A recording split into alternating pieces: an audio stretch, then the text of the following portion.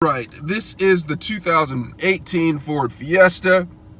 Could you please give me a like down there? I'm going to show you how to operate the window controls, okay? So here are the window controls. If you look, I'm in the driver's side part of the vehicle. If you look down to the left-hand side, there are some controls, okay? You see the controls right on right where the door handle is, right?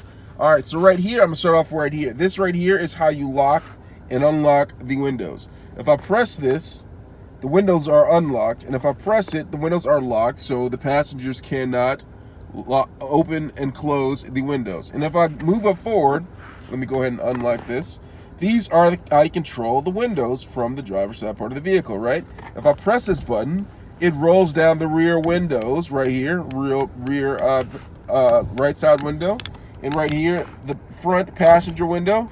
And this is the driver window, okay? So those are the window controls on the 2018 Ford Fiesta. Let me know if you have any questions. Thanks a lot for watching.